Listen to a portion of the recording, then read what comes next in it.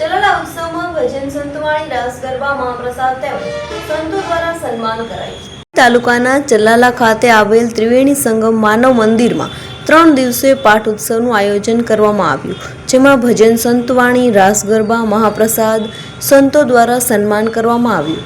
આ કાર્યક્રમમાં રમાબેન હરિયાણીના મુખ્યથી સુંદરકાંડના પાઠ યોજાયા, જેમાં સમગ્ર આયોજન મંજુ દીદી નાગજી પરિવાર દ્વારા આયોજન કરવામાં આવેલ। આ પ્રસંગે ગાયત્રી સંસ્કાર ધામ સંત ડોક્ટર રતિદાદા તેમજ વકીલ બિસુભાઈ માલા, જયરાજભાઈ વાળા, શંભુભાઈ ધાધલ સહિતના આગેવાનો હાજર હતા।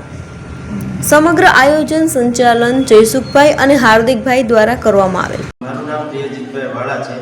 આજે ચલાલા માનવ મંદિર ત્રિવેણી સંગમ ખાતે 8મો પાઠોત્સવ હતો અને 3 દિવસીય સુંદરકાંડનો લાભ બધાએ લીધો। પડખે પડખેના ગામડામાંથી લોકો આવેલા અને 3 દિવસ ભોજન પ્રસાદી અને આરતીનો લાભ પણ બધાએ લીધો।